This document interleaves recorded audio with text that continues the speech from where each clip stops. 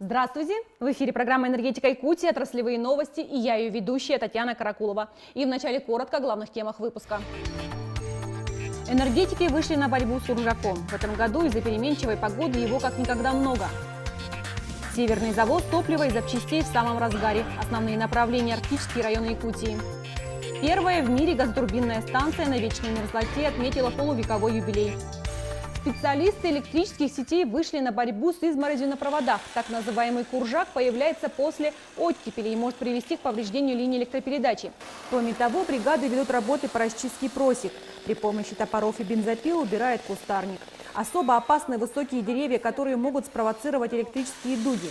Работа не останавливается даже в морозы ниже 40 градусов. Работаем зимой, потому что начинается где-то с мая месяца пожароопасный сезон.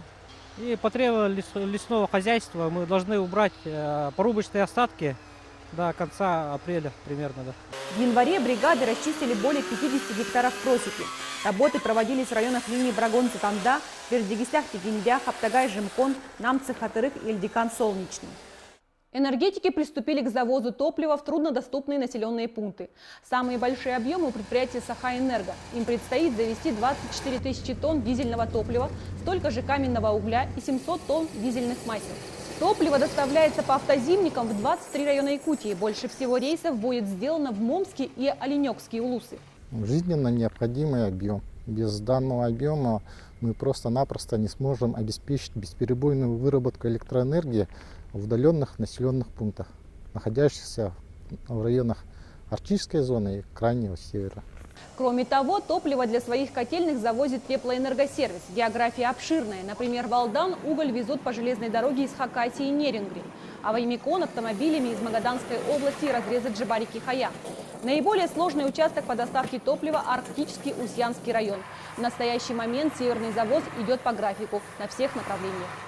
Мирнинские энергетики приступили к реализации ремонтной программы 2020 года. Сейчас работы ведутся на высоковольтной линии напряжения 110 киловольт Мирный-совхоз. Данная ЛЭП имеет протяженность 35 километров и служит источником энергоснабжения поселков Алмазный и Орлах. Энергетикам предстоит расчистить просеку, пробурить скважины для свай, собрать и установить новые опоры взамен имеющих критический уровень износа. Жительница Якутска Надежда Кашуба стала обладательницей сертификата на 1000 рублей. Эти деньги она сможет потратить на оплату энергоресурсов. Данная акция проводится ежемесячно 22 числа, а сертификат вручается 55-му клиенту в знак юбилея энергосбыта. Всем известно, что наш профессиональный праздник День энергетика отмечается 22 декабря. Поэтому каждый месяц 22 числа потребитель, пришедший в центр обслуживания потребителей и взявший талон на оплату номер 55, автоматически становится призером и получает приз сертификат на 1000 рублей. Определить призера легко по порядковому номеру талона электронной очереди на оплату. Акция будет продолжаться до конца года. Таким образом, стать победителем есть шанс у каждого.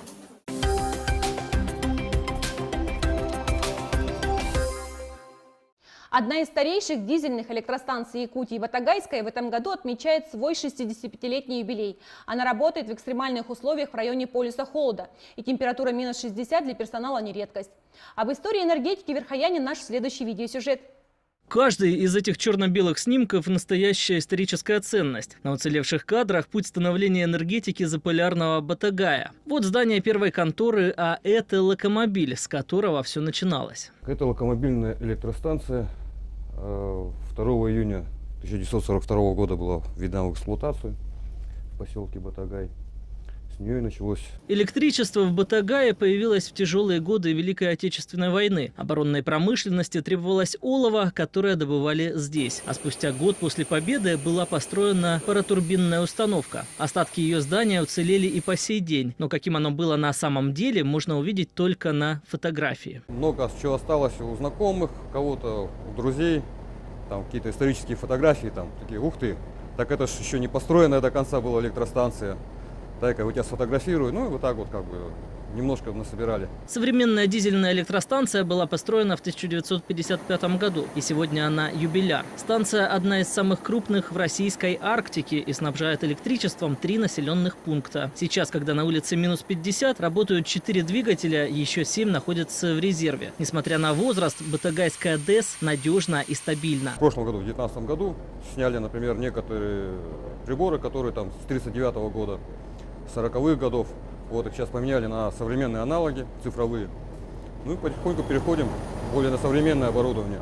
Масляные выключатели 60-х годов, например, сейчас поменяли этим летом. Между собой энергетики батагайскую ДЭС называют «дружбой народов», потому что на ней установлено оборудование со всего мира. Здесь и Германия, и США, и СССР, и новое российского производства. А в 2015 году смонтировали уникальную солнечную электростанцию. Мало кто задумывается, но специалистам удалось подключить современное оборудование к полувековой ДЭС. Все это работает единым механизмом, обеспечивая надежность в самом холодном регионе страны.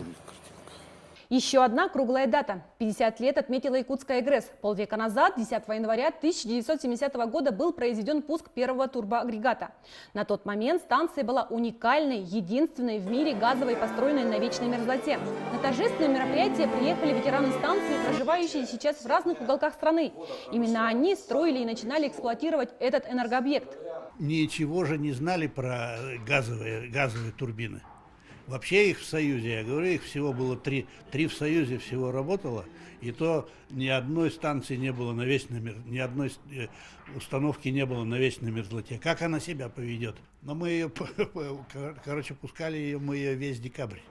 А на самом деле вышли только вот на 10 января. С момента пуска и до сегодняшнего дня якутская ГРЭС является крупнейшей электростанцией центрального энергорайона Якутии. Более того, многие годы она являлась крупнейшей газотурбинной электростанцией России. Дизелист Юкагирской электростанции Максим Устинов стал победителем фотоконкурса «Природа Устьяне глазами молодежи». В свободное время он любит бывать в родной тундре, охотиться, рыбачить, да и просто отдыхать и прогуливаясь с фотоаппаратом. Радует, что отдаленность населенного пункта нисколько не помешала раскрыться его таланту и завоевать призовые места сразу в нескольких номинациях конкурса. На подаренные сертификаты молодой дизелист приобрел продукты питания и нужные вещи. На сегодня у меня все, и до встречи в следующей программе «Энергетика Якутии».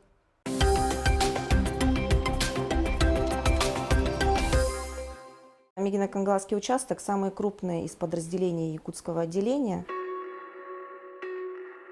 В нашем штатном расписании 26 человек. Мы обслуживаем 36 населенных пунктов, около 12 тысяч бытовых потребителей. Потребители у нас сейчас стали более грамотными, требования к персоналу у нас возросли.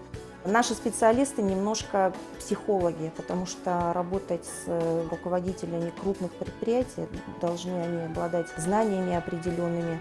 Контрагенты наши располагаются по всей России, и в Москве, и в Хабаровске, Владивосток, Благовещенск. Количество абонентов растет неумолимо. Буквально за каких-то 15 лет в Нижних Бестях просто не узнать. И Энергосбыт должен развиваться, не стоять на месте, соответствовать, чтобы представлять интересы Якутскэнерго как гарантирующего поставщика. Желаю Энергосбыту развития дальнейшего.